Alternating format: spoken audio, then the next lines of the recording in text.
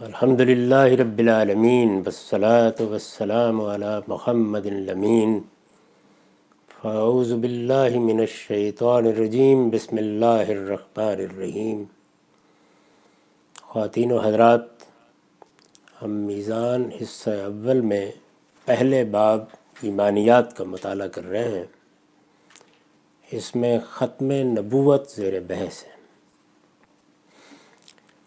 میں نے اس بحث کی تمہید میں ایک تفصیلی گفتگو پچھلی نشست میں کی تھی،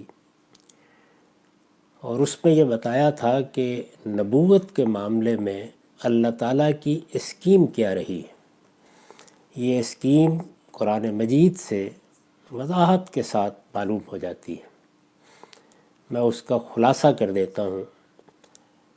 اللہ تعالیٰ نے یہ فرمایا ہے کہ ہم نے انسانیت کی ابتدا ایک پیغمبر سے کی، یعنی سیدنا آدم علیہ السلام صرف انسانیت کے ابوالآبائی نہیں تھے، پہلے انسان ہی نہیں تھے، وہ پہلے پیغمبر بھی تھے۔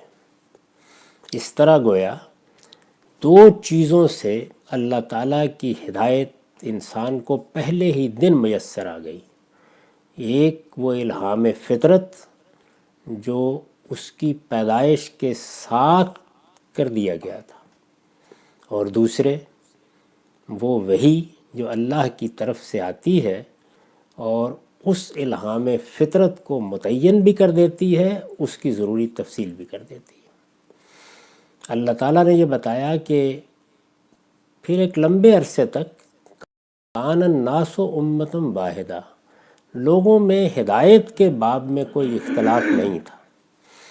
اختلافات پیدا ہونا شروع ہوئے تو پھر ہم نے نبوت کا سلسلہ جاری کیا۔ فبعث اللہ النبیین مبشرین و منذرین۔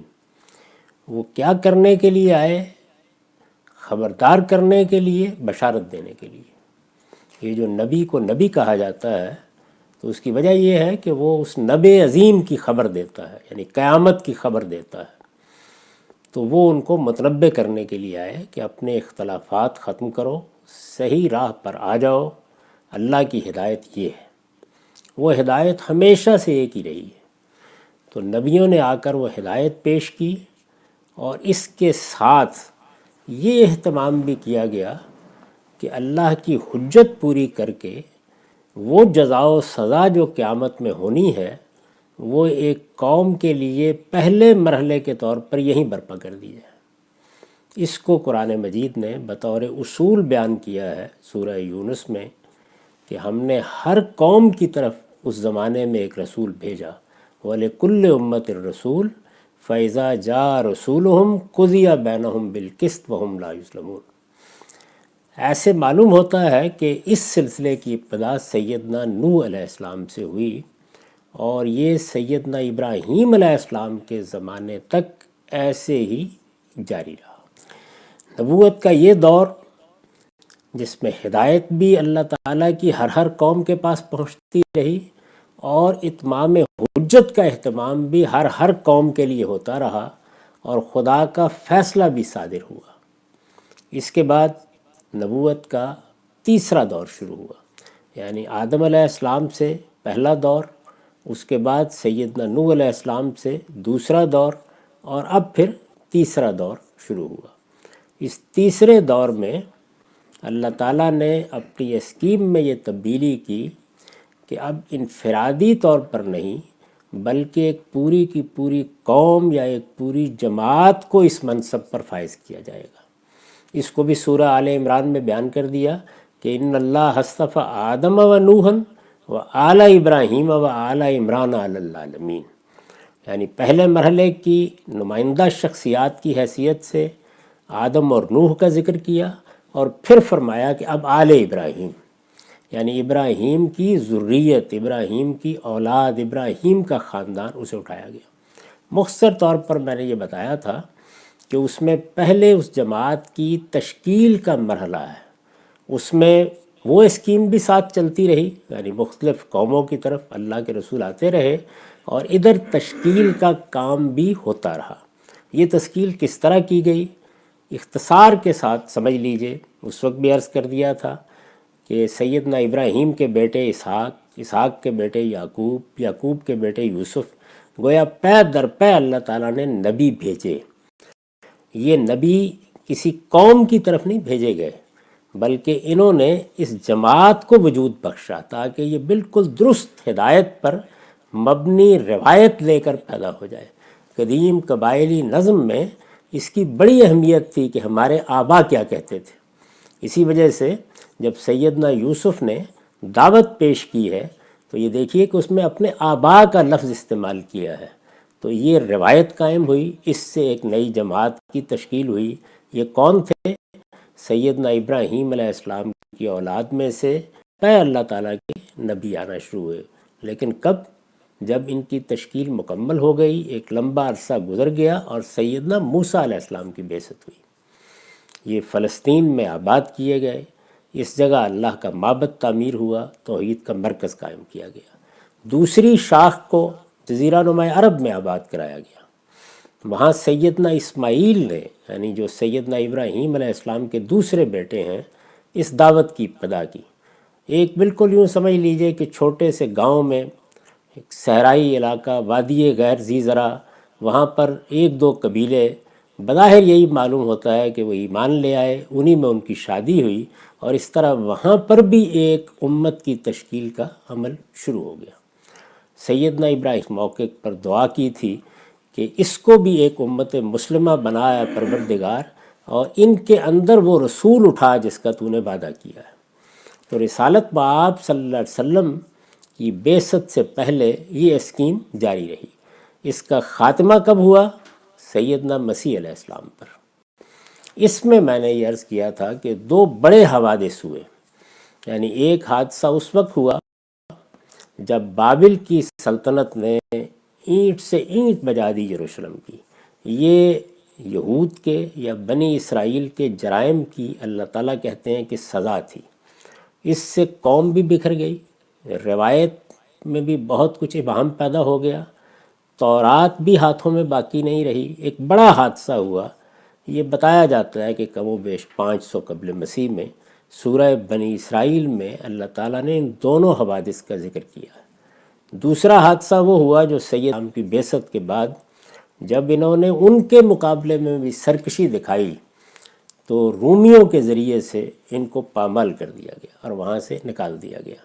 یہ وہ موقع ہے کہ جس پر میں نے عرض کیا تھا کہ انسانیت تب اس جگہ کھڑی تھی کہ یہ جو سورہ فاتحہ ہے یہ گویا اس وقت پوری انسانیت کی دعا تھی کہ پروردگار تو جہانوں کا پروردگار ہے، تو سراسر شفقت ہے، تیری رحمتی سے ہم امیدوار ہیں، تو ہی اس دن کا مالک ہوگا جس دن ہم سب کو جواب دینا ہے۔ ہم تیری بندگی کرتے ہیں لیکن مدد تجھ سے کیا چاہتے ہیں؟ اہدنا الصراط المستقیم، سیدھی راہ کدھر ہے؟ اس دعا کا جواب ہے رسالت مآب صلی اللہ علیہ وسلم کی بعثت۔ اس میں یہ ساری بحث ہمیں جن نتائج تک پہنچاتی ہے اور جس اسکیم کو ہمارے سامنے رکھتی ہے وہ یہ ہے کہ اس طرح نہیں کہ لوگ جس طرح کے ریفارمر کی ضرورت محسوس کر رہے ہوتے ہیں کہ کوئی شخص آئے اور ان کی اصلاح کرے اور ان کی خرابیوں پر انہیں متنبہ کرے۔ یہ سلسلہ انسانی عقل مختلف اداروں کی صورت میں انجام دیتی رہتی ہے، یعنی اس کا بندوبست اللہ تعالیٰ نے اپنی اسکیم کے لحاظ سے روایت میں کیا ہے، والدین کے ذریعے سے کیا ہے، معاشرے کے ذریعے سے کیا ہے، اس کے لیے تعلیمی ادارے، اس کے لیے خانقاہیں اور اس نوعیت کی دوسری تدبیریں ہونی چاہیے۔ اللہ تعالیٰ کے پیش نظر کیا ہے؟ یعنی وہ الہام فطرت جو ہمارے اندر موجود ہے اس میں ابہام پیدا ہو گیا، اختلاف پیدا ہو گیا، تفصیل میں، تعبیر میں، اس کے لیے اللہ کی واضح ہدایت کا موجود ہونا تاکہ وہ دستیاب ہو، میسر ہو، ایک چیز، اور دوسرے یہ کہ اتمام حجت کا اہتمام کر دینا، یعنی اللہ تعالیٰ کی طرف سے یہ بات واضح ہو جائے کہ یہی حق ہے۔ یہ دو طریقوں سے واضح ہوتی ہے، یعنی ایک یہ کہ اللہ اپنا پیغمبر بھیج دے کسی امت کے اندر اور وہ پیغمبر آ کر براہ راست لوگوں کو دعوت دے، ان کو اس کی مہلت دے کہ وہ اس سے سوالات کر لیں، پوچھ لیں، اعتراضات کر لیں، اور پھر اس کے ساتھ خدا کی مائیت کا ظہور ہو جائے، یعنی لوگ بچشمِ سر دیکھ لیں کہ یہ کوئی فلسفی اور حکیم نہیں ہے، اس کے ساتھ خدا کھڑا ہے۔ اس کا آخری ظہور کیا ہوتا تھا؟ اللہ تعالیٰ کی وہ عدالت زمین پر لگ جاتی تھی کہ جس کے بعد قوموں کا فیصلہ کر دیا جاتا ہے۔ چنانچہ اگر آپ قرآن مجید کو اٹھا کے دیکھیں گے تو وہ جد کے لیے استدلال انہی قوموں پر آنے والی قیامت کو پیش کرتا ہے۔ آپ سورہ اعراف اٹھا لیجئے، آپ سورہ قمر اٹھا لیجئے، آپ سورہ رعد اٹھا لیجئے، آپ سورہ ہود اٹھا لیجئے، یعنی ہر سورہ میں آپ کو اجمالاً تو یہ چیز مل جائے گی، بعض صورتوں میں تو موضوع ہی یہی ہے، یعنی انسان کو یہ بتایا جا رہا ہے کہ میری طرف سے یہ اتمام حجت کا اہتمام کیا گیا ہے۔ تو دو چیزیں ہوئیں، ہدایت اور اتمام حجت کا اہتمام۔ اتمام حجت کا یہ اہتمام تو ہمیشہ رہنا چاہیے۔ یہ بات کہ یہ اتمام حجت ایک پیغمبر کے ذریعے سے ہو جائے تو دنیا ہی میں سزا ملے گی، وہ ایک الگ بحث ہے، لیکن اللہ اس کا اہتمام کیے رکھتے ہیں، اور یہ اہتمام ظاہر ہے کہ اس الہام فطرت سے بھی ہوتا ہے، یہ اہتمام نبیوں کی تعلیمات سے بھی ہوتا ہے، یہ اہتمام پیغمبروں کی دینونت کے ظہور سے بھی ہوتا ہے، اور یہ دینونت اگر ایک واقعے کی حیثیت سے موجود ہو تو اس کے حوالے سے بھی ہوتا ہے۔ تو یہ اہتمام ہے، یعنی اتمام حجت ہو گیا وہ ہم نہیں جانتے، جب پیغمبر آتا ہے تو اللہ تعالیٰ بتا دیتا ہے کہ اب ہو گیا ہے، اور پھر اس کی طرف سے سزا کا اعلان ہوتا ہے۔ عام حالات میں یہ اہتمام موجود ہوتا ہے، لیکن کس پر ہوا، کس پر نہیں ہوا، کیسے ہوا، اس کا فیصلہ میں یا آپ نہیں کر سکتے۔ تو اس ہی کے دن اللہ تعالیٰ کی طرف سے معلوم ہوگا کہ کس کو کتنا علم ملا، کتنی بات واضح ہوئی، اور وہ کس حد تک مسئول ہے، کس حد تک ماخوذ ہوگا، یہ وہی معلوم ہوگا۔ یہ پس منظر ہے جس کا خلاصہ میں نے کر دیا۔ اب اس کے بعد یہ دیکھیے کہ لکھا کیا ہے۔ نبی ہر قوم میں اور صدیوں تک آتے رہے ہیں۔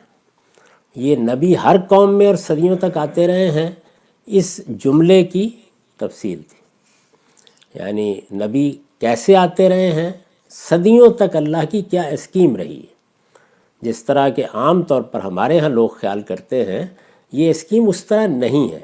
یہی وجہ ہے کہ سیدنا موسیٰ علیہ السلام کی بعثت کے بعد پھر آپ کو کسی اور قوم میں کوئی پیغمبر نہیں ملتا، یعنی اسکیم ہی تبدیل کر لی گئی ہے، اور رسالت مآب صلی اللہ علیہ وسلم پر اب نبوت ختم ہونے جا رہی ہے۔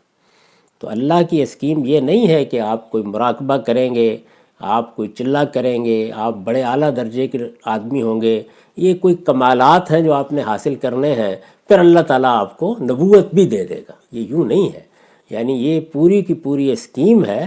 اس میں جب نبوت کو بنی اسرائیل میں خاص کر دیا گیا تو 2000 سال تک بنی اسماعیل میں بھی کوئی پیغمبر نہیں بھیجا گیا، یعنی جن کا انتخاب کیا گیا ہے۔ تو اس میں نوعیت یہ ہے کہ یہ اللہ تعالیٰ کی طرف سے فیصلہ بھی ہوتا ہے، اللہ تعالیٰ ہی انتخاب کرتے ہیں، اور ان کی یہ اسکیم ہے۔ یہ اسکیم اس لیے بتائی ہے کہ اس غلط فہمی کا ازالہ ہو جائے جو عام طور پر لوگ پیدا کر دیتے ہیں کہ پھر ہمارے ہاں بھی تو کوئی پیغمبر آنا چاہیے، دوسری قوموں بھی تو آنا چاہیے۔ یہ اللہ کی اسکیم نہیں ہے، اس اسکیم کو پوری طرح سمجھ لینا چاہیے۔ تو نبی ہر قوم میں اور صدیوں تک آتے رہے ہیں، اس میں اتنی بات کا اضافہ کر لیجئے کہ اس اسکیم کے مطابق، یہ جس کی میں نے تفصیلات بیان کر دیں، اس کے مختلف مراحل بیان کر دیے۔ ان کی بعثت کا مقصد لوگوں کی ہدایت اور اتمام حجت کا اہتمام تھا۔ یعنی اب یہ ضروری ہوگا کہ یہ بتایا جائے کہ لوگوں کو پکڑ کے ان کی اصلاح کرنا یہ نتیجے کے طور پر بالکل صحیح ہے، لیکن یہ ان کی بعثت کا مقصد نہیں ہے۔ دو چیزوں کو میسر کرنا ہے، ہدایت بے کم و کاست موجود ہو، یعنی اگر میں فلسفے کا مطالعہ کروں، انسانوں کی پیدا کی ہوئی حکمت کو دیکھوں، اپنے علوم و فنون کے پس منظر میں کھڑا ہوں، اور مجھے اطمینان نہیں ہوا اور میں چاہتا ہوں کہ مجھے اللہ کی ہدایت ملے، تو وہ میسر ہو دنیا میں۔ یعنی ہو سکتا ہے مجھے اس کے لیے سفر کرنا پڑے، ہو سکتا ہے اس کے لیے مجھے بر اعظموں کو پار کرنا پڑے، لیکن اگر میرے اندر سچی طلب ہے تو وہ میسر رہے دنیا میں، ایک چیز۔ اور دوسرے یہ کہ اللہ تعالیٰ کی طرف سے قطع عذر کا اہتمام ہو، یعنی میرے سامنے ظاہر ہے کہ ایک عقلی مقدمہ ہے کہ اللہ تعالیٰ ہوں گے، اللہ تعالیٰ ہیں، مجھے ان کے سامنے جواب دہ ہونا ہے، قیامت برپا ہونی ہے۔ اس کے لیے میرے پاس کوئی عذر نہ رہے کہ بات سمجھ میں نہیں آئی یا اس میں کوئی ابہام تھا۔ ایک ہدایت ہے جس پر مجھے عمل کرنا ہے، ایک اس فیصلے کے لیے اللہ کی حجت کا اتمام ہے۔ دو چیزیں ہیں۔ تو ان کی بعثت کا مقصد لوگوں کی ہدایت اور اتمام حجت کا اہتمام تھا۔ یہاں لفظ استعمال کیا گیا اہتمام تھا۔ اتمام حجت ہو گیا ہے، یہ بالکل الگ بحث ہے۔ آپ یوں سمجھ لیجئے کہ ایک چیز میسر کر دی گئی ہے، تو یہ چیز اللہ تعالیٰ پیغمبروں کے ذریعے سے کرتے تھے۔ یہ مقصد، یعنی کیا مقصد؟ ایک یہ کہ ہدایت بالکل بے کم و کاست میسر ہو جائے لوگوں کو، اور دوسرے یہ کہ اللہ تعالیٰ کی طرف سے جو اتمام حجت کیا جاتا تھا وہ اہتمام ہمارے سامنے بھی موجود رہے۔ یہ مقصد جب قرآن کی حفاظت اور خدا کی دینونت کے ظہور سے عالمی سطح پر پورا ہو گیا، یعنی کیا ہوا؟ اللہ تعالیٰ نے وہ اسباب میسر کر دیے، یا اس کو الٹ کر کہیے وہ اسباب میسر ہو گئے۔ یعنی میں نے اس کی مثال دی تھی، اس وقت دنیا میں جو اسباب میسر ہیں کسی شخصیت کو پوری دنیا تک پہنچانے اور اس کے پیغام کو محفوظ کرنے کے لیے، وہ اتنے غیر معمولی ہیں اس وقت کہ اگر یہی دنیا پہلے دن سے ہو تو ایک پیغمبر کافی ہے۔ یعنی ہدایت بھی موجود ہے، اور ہدایت کی حفاظت کے ساتھ کچھ پیغمبر کی شخصیت خدا کی مائیت کا ظہور ہے، اس سے اگر معجزات یا خرق عادت کا ظہور ہے، اس سے اگر پیشین گوئیوں کو پورا ہونے کا معاملہ ہے، تو یہ سب کچھ آج اگر آپ چاہیں تو ایک ایک شخص کو اس کے گھر میں جدید آلات سے میسر کر سکتے ہیں۔ یہ جو کچھ اہتمام ہے یہ اللہ تعالیٰ نے پہلے دن نہیں کر دیا، تو اس وجہ سے تمدن میں جو اہتمام موجود ہے اس کے لحاظ سے اللہ تعالیٰ بھی اپنے پیغمبر بھیج رہے ہیں۔ تو جس وقت دنیا بکھری ہوئی ہے، جب وہ ایک سلطنتوں کے نظام کے قریب پہنچی ہے، تو دنیا کے وسط میں دو علاقوں کا انتخاب کر کے ایک پوری امت کے ذریعے سے حجت تمام کرنے کا عمل شروع کر دیا، اور پھر دنیا تاریخ کی روشنی میں آ گئی۔ رسالت مآب صلی اللہ علیہ وسلم کا جو زمانہ ہے، اس کو اگر آپ عالمی سطح پر رکھ کر دیکھیں تو ہم کہہ سکتے ہیں کہ آپ سے پہلے ہم پری ہسٹورک دور میں ہیں، اور آپ کے زمانے میں آ کر یا آپ سے کچھ دیر پہلے دنیا بالکل تاریخ کی روشنی میں آ گئی۔ یعنی اب جو کچھ ہو رہا ہے وہ ایک واقعے کی حیثیت سے ہر شخص کو معلوم ہو گیا، اس کی حفاظت ممکن ہو گئی۔ اب میں آپ سے یہ عرض کرتا ہوں کہ اس میں جو پہلی بات کہی ہے، یہ مقصد یعنی ہدایت کو محفوظ کرنا ہے، یہ مقصد جب قرآن کی حفاظت۔ اب اس میں بعض لوگ یہ پوچھتے ہیں کہ پہلی کتابوں کی حفاظت کیوں نہیں ہوئی؟ یعنی تمدن میں وہ حالات میسر نہیں ہیں۔ میں نے اس کی طرف اشارہ کیا کہ جس امت کو تورات دی گئی اس کے اوپر دو بڑے حادثے گزر گئے، ان حادثوں کو خدا کے قانون میں روکنا نہیں تھا، اس لیے کہ اللہ تعالیٰ یہ سب کچھ جو میسر ہے یہ بھی آدم علیہ السلام کے زمانے میں میسر کر سکتے تھے، لیکن یہ ان کی اسکیم نہیں ہے۔ یعنی اس دنیا میں انسان کو جس امتحان میں ڈالا گیا ہے اس میں یہ چیزیں پیدا ہونی ہیں، انسان کی عقل نے کام کرنا ہے، تہذیب تشکیل پانی ہے، ان سب مراحل کو فطری اسلوب میں نمودار ہونا ہے۔ تو یہود کے ساتھ یہ حادثہ ہوا، اسی وجہ سے ان کے لیے تعبیر کیا ہے، وہ مغضوب علیہم ہو گئے، یعنی اللہ کی ہدایت پر نہ خود کاربند رہے نہ اس کی حفاظت کر سکے۔ کیوں حفاظت نہیں کر سکے؟ اس لیے کہ انہوں نے ایسے جرائم کا ارتکاب کیا تمرد اور سرکشی کے ساتھ کہ خود اللہ تعالیٰ نے یہ فرمایا کہ میں اولی باسن شدید اپنے بڑی طاقت والے بندے اٹھا کے لایا اور میں نے خود ان کی پٹائی کرا دی۔ تو وہاں یہ ہوا۔ سیدنا مسیح علیہ السلام کے ساتھ دوسرا معاملہ ہوا، یعنی اب انجیل ہے، تو دوسرا معاملہ کیا ہوا؟ وہ یہ ہے کہ لوگ ایمان لانے کے لیے تیاری نہیں ہوئے، یعنی اپنے مریضوں کا علاج تو گلیوں میں کراتے رہے لیکن کوئی بڑی امت وجود میں نہیں آ سکی۔ پھر بڑی امت ہی کا وجود میں آ جانا اصل بات نہیں ہے، یعنی اس کو ریاست اور سیاست کی سطح پر کنٹرول حاصل ہو جائے۔ تاکہ وہ اپنے فکر اور اپنے پاس جو کچھ بھی اس کی میراث اور اثاثہ ہے اس کی حفاظت کر سکے۔ یعنی ایک جماعت تو بڑی بڑی جماعتیں اٹھ کے تحلیل ہو جاتی ہیں، تو رسالت مآب صلی اللہ علیہ وسلم کے ساتھ اس کے برخلاف یہ صورتحال ہوئی کہ ایک تو ایک بڑی تعداد آپ پر ایمان لے آئی لوگوں کی، اور دوسرے یہ کہ وہ بڑی تعداد محض تعداد ہی میں بڑی نہیں تھی، اس نے ایک بہت بڑا انقلاب برپا کر دیا۔ یعنی اللہ کی عنایت اس طریقے سے ہوئی کہ یوں نہیں ہے کہ پہلی قوموں کی طرح عذاب آیا اور قوم مٹا دی گئی، نہیں، یدخلون فی دین اللہ افواجا کی صورتحال پیدا ہوئی۔ جزیرہ نما عرب میں ایک سلطنت قائم ہو گئی، ایک بڑی حکومت قائم ہو گئی۔ سیدنا ابو بکر، سیدنا عمر، یہ تاریخی شخصیات ہیں، یعنی یہ کوئی پری ہسٹورک شخصیات نہیں ہیں۔ ان کے ذریعے سے جو حکومت اور سلطنت وجود میں آئی وہ 5-10 سال میں بر اعظموں تک پھیلنا شروع ہو گئی۔ اتنے بڑے پیمانے پر یہ سب معاملہ ہوا۔ اس کا جو لازمی نتیجہ نکلا، وہ نتیجہ کیا نکلا کہ دنیا میں اللہ تعالیٰ نے تاریخی واقعات یا تاریخی حوادث کے قائم رہنے کا جو اہتمام کر رکھا ہے کہ وہ اگر اجماع اور تواتر کے ساتھ آگے منتقل ہوں تو وہ اسٹیبلشڈ ہسٹری بنتے ہیں، اور وہ اگر اخبار احاد پر منحصر ہو کے رہ جائیں تو پھر اس میں زیادہ سے زیادہ ایک ظن غالب ہوتا ہے کہ بات شاید یوں ہوئی ہوگی۔ یہاں پر اللہ تعالیٰ کی طرف سے یہ عنایت ہوئی کہ اس کا اہتمام ہو گیا، یعنی اب گویا جو کچھ دیا جائے گا، جو ہدایت اس امت کے سپرد کی جائے گی، اور وہ لوگوں کے ذریعے سے آگے جانی ہے، یعنی اور کوئی ذریعہ نہیں ہے، لوگوں کے ذریعے سے جانی ہے، تو وہ تاریخ کی روشنی میں جانے کا اہتمام ہو گیا۔ وہ اتنے بڑے جم غفیر کے ہاتھوں میں دے دی گئی کہ جس کے بارے میں عقل یہ ماننے کے لیے تیار نہ ہو کہ یہ جھوٹ پر جمع ہو سکتے ہیں۔ وہ دنیا کی تاریخ پر ایک لحاظ سے چھا گئے، ان کے ہاتھ میں قرآن دے دیا گیا۔ تو چنانچہ اسی لیے ہم کہتے ہیں کہ قرآن مجید اجماع اور تواتر سے منتقل ہوا ہے۔ یہ اجماع اور تواتر، اس کا میسر ہونا تمدنی حالات پر ہے۔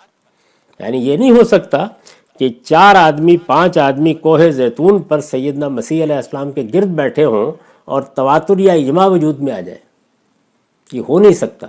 یعنی 8-10 آدمی تو انہی تعویلات کا ہدف بن جائیں گے۔ یہاں پر ایک بہت بڑی تعداد میں لوگ، جن کی تعداد بتایا جاتا ہے کہ 1 لاکھ سے بھی زیادہ تھی، یہ لوگ تھے کہ جن کی ایک عظیم سلطنت قائم ہوئی، یہ مختلف علاقوں میں پھیل گئے، ان کے پاس قرآن تھا۔ تو اب قرآن کیسے دیا گیا؟ اگرچہ اس کے بارے میں بھی لوگ قصے کہانیاں سناتے ہیں، لیکن حقیقت کیا ہے؟ حقیقت یہ ہے کہ رسالت مآب صلی اللہ علیہ وسلم نے ان لوگوں کو تاریخ کی روشنی میں قرآن پڑھ کر سنایا، اور یہ حیرت انگیز واقعہ ہوا کہ لکھنے والوں نے لکھنا شروع، کرنے والوں نے یاد کرنا شروع کر دیا۔ یہ یاد کرنے والوں نے یاد کرنا شروع کر دیا، یہ ایک تاریخ ساز واقعہ تھا اور ایک غیر معمولی صورتحال تھی جو اس کتاب کے ساتھ وابستہ ہو گئی۔ تو اب لکھنے والے لکھ رہے ہیں، اس سے تحریری تواتر وجود میں آ رہا ہے، سینکڑوں لوگ لکھ رہے ہیں، کوئی نسخہ تیار کرانے کی ضرورت نہیں ہوئی، کسی جگہ کمپائلیشن کے لیے کوئی کمیٹی بنانے کی ضرورت نہیں ہوئی، ان میں سے کچھ بھی نہیں ہوا۔ یعنی وہ لوگ جو ایمان لائے ان کے لیے سب سے بڑی دولت تھی یہ قرآن مجید۔ تو جو ان میں سے لکھنا پڑھنا نہیں جانتے تھے انہوں نے یاد کرنا شروع کر دیا، اور جو لکھنا پڑھنا جانتے تھے انہوں نے لکھنا شروع کر دیا۔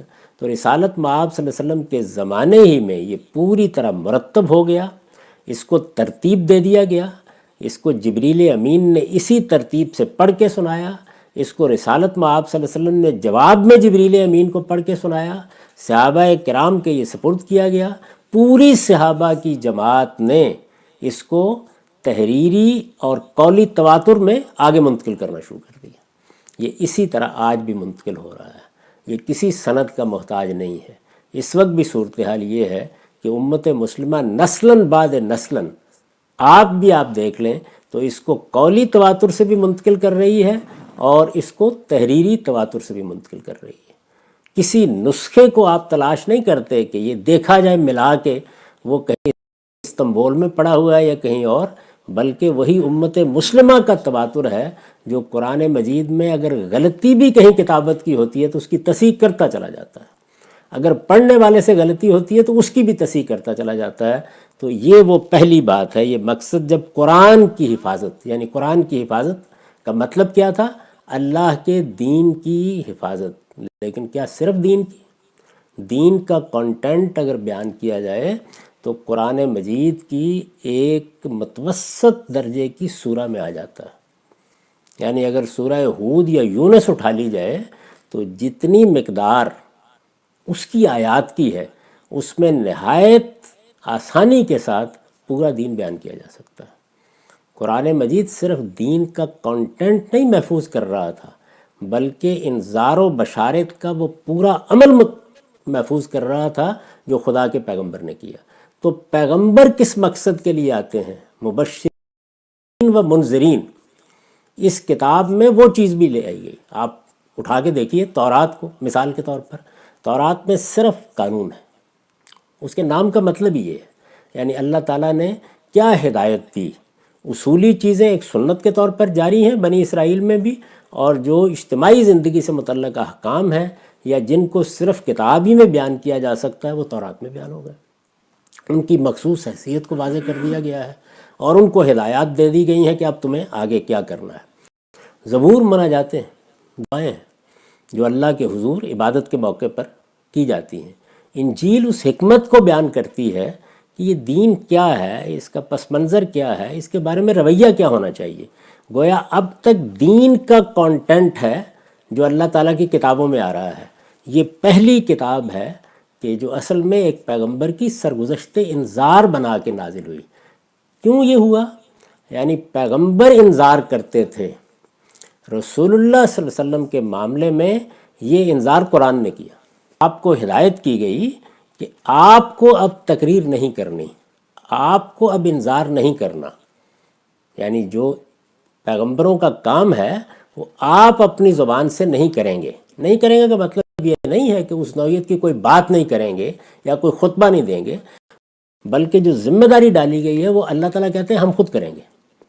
چنانچہ اس کو بیان کیا قرآن نے کہ یہ قرآن مجھ پر نازل کیا گیا، اوحی الیہ ھذا القرآن لانذرکم بہ ومن بلغ۔ یہ اس لیے نازل کیا گیا ہے کہ میں اس کے ذریعے سے تمہیں انذار کروں۔ اچھا، اسی طرح خود قرآن نے بتایا کہ یہ ہم نے دیا ہے کیوں؟ لتنذر ام القری ومن حولھا، اس کے ذریعے سے ذکر بالقرآن من یخاف وعید۔ تو قرآن کیا ہوا؟ وہ پیغمبر کا بھی قائم مقام بنا دیا گیا۔ یعنی جو اللہ تعالیٰ نے سورہ بقرہ میں بتایا کہ پیغمبر مبشرین و منذرین ہوتے ہیں اور کتابیں اس لیے آتی ہیں کہ وہ فیصلہ کن ہو جائیں ہدایت کے معاملے، فیصلہ کن ہدایت بھی بیان ہو گئی اور وہ انذار بھی خود اس نے کیا، اس وقت بھی اسی نے کیا۔ چنانچہ رسالت مآب صلی اللہ علیہ وسلم کے بارے میں یہ معلوم ہے کہ یہی قرآن آپ پڑھ کے سناتے تھے۔ اچھا، وہ جو آیت میں نے آپ کے سامنے پڑھی وہ دیکھیے وہ کیا کہہ رہی ہے۔ وہ یہ کہہ رہی ہے کہ اس قرآن کے ذریعے سے لانذرکم بہ ومن بلغ، اب جن جن تک یہ پہنچے گا ان کے لیے بھی خدا کا پیغمبر یہی ہے، یعنی یہ پیغمبر کا قائم مقام بنا دیا گیا ہے۔ یہ اس وقت بھی قریش کو، اہل کتاب کو انذار کرے گا آپ کی زبان سے، لیکن یہ اللہ کا کلام ہے جو انذار کے طور پر خبردار کرنے کے لیے نازل کیا گیا ہے، اور یہی اب کیا ہے؟ نذیرا للعالمین۔ تبارک الذی نزل الفرقان علی عبدہ لیکون للعالمین نذیرا، یعنی اب یہ پوری دنیا کے لیے قیامت تک اللہ کا نذیر ہے۔ تو گویا اس قرآن مجید کی حیثیت پہلی کتابوں سے بالکل مختلف ہے، اس میں دونوں چیزیں اکٹھی ہو گئی ہیں۔ تو نتیجہ کیا نکلا کہ یہ مقصد، کیا مقصد؟ یعنی ہدایت بھی آ گئی اور پیغمبر جو کام کرتے ہیں انذار و بشارت کا وہ بھی پوری طرح محفوظ کر دیا گیا۔ اور پھر اللہ تعالیٰ نے ایسے اسباب پیدا کیے، یعنی ظاہر ہے کہ انسانی تمدن کے لحاظ سے وہ پیدا ہوئے اللہ کی اسکیم کے مطابق۔ وہ تو چاہیں تو میں نے آپ سے عرض کیا کہ جو اس وقت حالات ہیں یہ آدم علیہ السلام کے زمانے میں پیدا کر دیتے، لیکن انہوں نے ایسا نہیں کیا۔ تو جب وہ حالات پیدا ہو گئے تو اس کے بعد گویا اب یہ ممکن ہو گیا کہ اللہ تعالیٰ کی یہ کتاب جس میں اس کی ہدایت بھی ہے اور ایک پیغمبر کی حیثیت سے کیا جانے والا کام بھی ہے، یہ تمام محفوظ کر کے انسانوں کو دے دیا جائے۔ اور آج ہم اطمینان کے ساتھ کہہ سکتے ہیں کہ یہ بے کم و کاست پورا کا پورا اپنے الفاظ میں ہم تک پہنچ گیا اس وقت۔ یعنی رسالت میں آپ صلی اللہ علیہ وسلم نے اس کو پڑھ کر سنایا، آپ کے سامنے ہزاروں کی تعداد میں لوگوں نے، یاد کرنے والوں نے اس کو یاد کیا، لکھنے والوں نے لکھا، پھر وہ مصاحف سے نقل ہوتے رہے، وہ لوگ آگے اس کو تعلیم دیتے رہے، بالکل وہی صورتحال پہلے دن سے رہی جو اس وقت آپ دیکھتے ہیں۔ یعنی چھاپنے والے چھاپ رہے ہیں اور ہزاروں لاکھوں کی تعداد میں قرآن آپ کے پاس موجود ہوتا ہے، اور یاد کرنے والے یاد کر رہے ہیں۔ رمضان کے مہینے میں ایک آگے کھڑا ہوا سنا رہا ہوتا ہے، دو اس کی تصحیح کر رہے ہوتے ہیں۔ یہ اہتمام جب ہو گیا تو کیا ہوا؟ یہ وہ ایک لفظ ہے جس پہ میں نے اس کو ادا کی ہے، یہ مقصد جب قرآن کی حفاظت، یعنی اللہ تعالیٰ نے جس مقصد کو سامنے رکھ کر پیغمبروں کا سلسلہ جاری کیا تھا وہ قرآن کی حفاظت سے پورا ہو گیا۔ کون سا مقصد؟ ہدایت اور انذار و بشارت کے اس عمل کا موجود ہونا، یہ قرآن سے پورا ہو گیا۔ اچھا، اور خدا کی دینونت کا ظہور، دوسری چیز کیا ہوئی؟ آپ دیکھیے قرآن مجید میں آپ یہ پڑھتے ہیں کہ عاد میں خدا کی دینونت کیا ہے؟ جزا و سزا، یعنی دنیا میں خدا کی جزا و سزا کا ظہور۔ یہ کیوں اتنا اہم ہے؟ سارے دین کی دعوت کا محور یہی ہے کہ جزا و سزا ہونی ہے، یعنی پیغمبر آئے اس لیے، یہی بنیادی کرنے کے لیے کھڑے ہوئے ہیں۔ میں نے عرض کیا کہ نبی کو نبی کہتے ہی اس لیے ہیں کہ وہ نبی عظیم کی خبر دیتا ہے۔ نبی عظیم وہی جس کا ذکر سورہ نبا میں، اما یتساءلون عن النبی العظیم، یعنی قیامت کی خبر دیتے ہیں۔ تو قیامت کی خبر دینے کا عمل پیغمبروں نے ہمیشہ کیا، وہ اسی کی منادی کرتے ہیں، اسی کو انذار اور بشارت کی تعبیر دی جاتی ہے۔ یہ عمل پیغمبر کرتے رہے اور پھر خدا کی دینونت ظاہر ہوتی رہی، جزا و سزا اسی دنیا میں عاد کے لیے ہوئی، سمود کے لیے ہوئی، قوم شعیب کے لیے ہوئی، قوم لوط کے لیے ہوئی، نوح علیہ السلام کے لیے ہوئی۔ یہ تو وہ چند قومیں ہیں کہ جن قوموں کو عرب جانتے تھے۔ تو قرآن مجید جس وقت استدلال کرتا ہے، ریزننگ کرتا ہے اپنے مقدمات پر، تو تین ہی طریقوں سے کرتا ہے۔ آپ کو آپ کے باطن کی طرف متوجہ کرتا ہے، انسان کی فطرت میں کیا چیزیں ہیں، وہ اپنے خالق کے لیے کیا طلب رکھتا ہے، اس کے اندر کس طرح کا بلیونگ سیلف اللہ تعالیٰ نے رکھا ہوا ہے، اس کی طرف متوجہ کرے گا۔ یہ انفس کی آیات ہیں، وہ آپ کو آفاق کی طرف متوجہ کرے گا۔ یعنی اس دنیا میں یہ جو عالم خارجی ہے، اللہ کی آیات، اللہ کی نشانیاں، اللہ کے سائنس، ان کی طرف متوجہ کرے گا، اور پھر اس سے استدلال کر رہا ہوتا ہے۔ یہ اندر کا استدلال ظاہر بات ہے ایک باطنی مشاہدے کی نوعیت کا استدلال ہے، لیکن وہ باطنی مشاہدہ جن حقائق کا ہوتا ہے اس کے بعد عقلی استنباط کی ضرورت پڑتی ہے کہ خدا ہونا چاہیے، میرا کوئی خالق ہونا چاہیے۔ جب خارجی عالم کو دیکھا جاتا ہے تو وہاں بھی یہی صورتحال ہے۔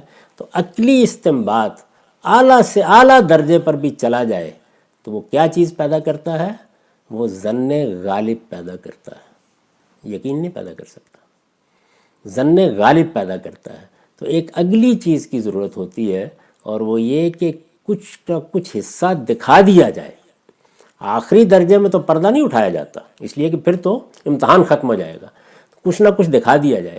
اس کے لیے خرق عادت ہے، اس کے لیے معجزات ہیں، اس کے لیے پیغمبروں کی پیشین گوئیاں اور ان کا پورا ہونا ہے۔ یہ ساری چیزیں بھی اسی میں مدد کرتی ہیں کہ کچھ نہ کچھ دکھا دیا جائے، لیکن اس کی آخری چیز کیا ہے؟ وہ دینونت اور وہ جزا و سزا دکھا دی جائے کہ جو قیامت میں برپا ہونی ہے، چھوٹے پیمانے کے اوپر۔ تو ان سب قوموں میں یہ دکھائی گئی۔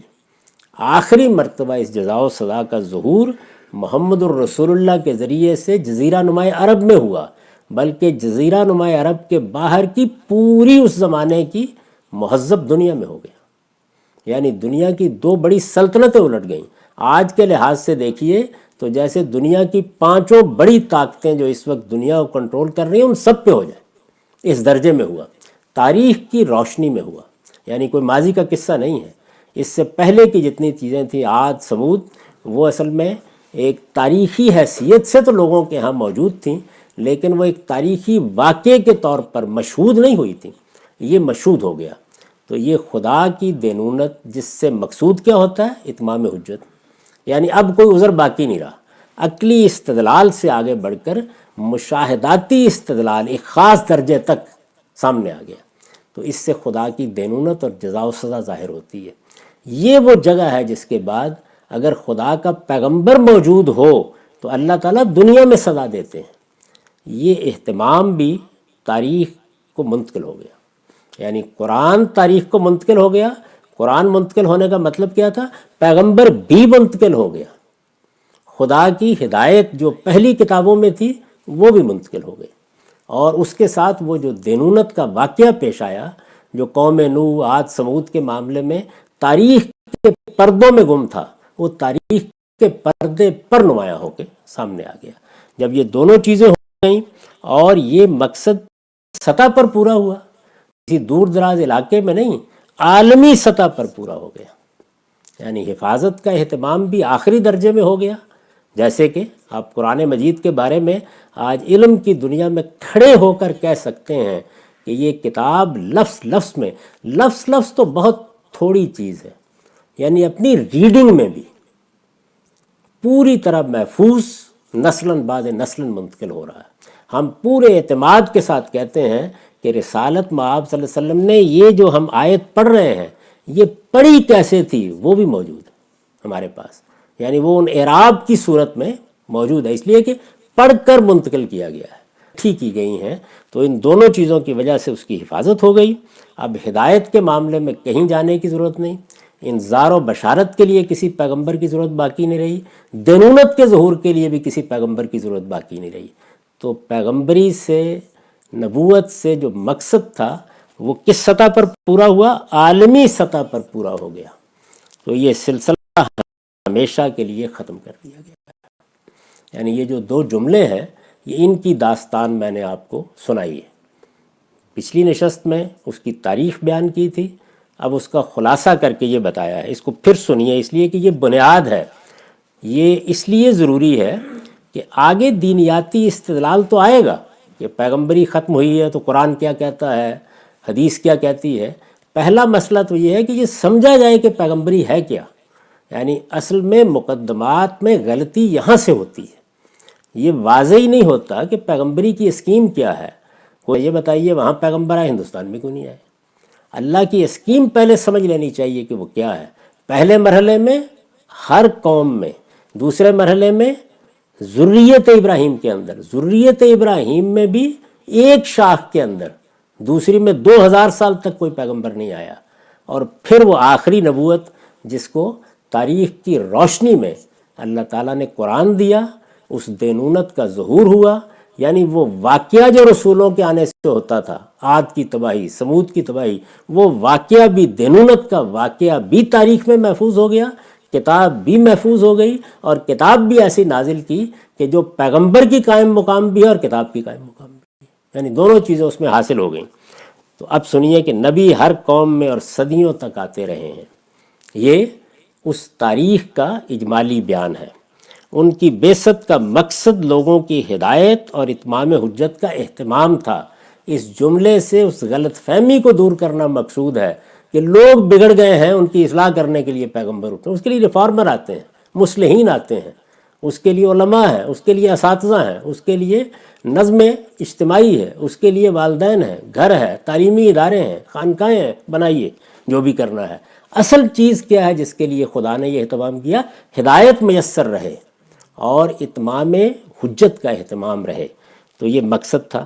یہ مقصد جب قرآن کی حفاظت اور خدا کی دینونت کے ظہور سے، دونوں چیزوں کو الگ الگ سمجھ لیجئے، حفاظت ہونی چاہیے، یعنی پیغمبر بولتا ہے جس وقت ہم قرآن کھولتے ہیں، اب ایک قوم سامنے کھڑی ہوتی ہے، جس طریقے سے آپ کوئی تاریخی فلم دیکھ رہے ہوتے ہیں، یعنی خدا بول رہا ہے، وہ کیا بول رہا ہے وہ بھی سامنے ہے، کن کے لیے بات کر رہا ہے وہ بھی سامنے ہے۔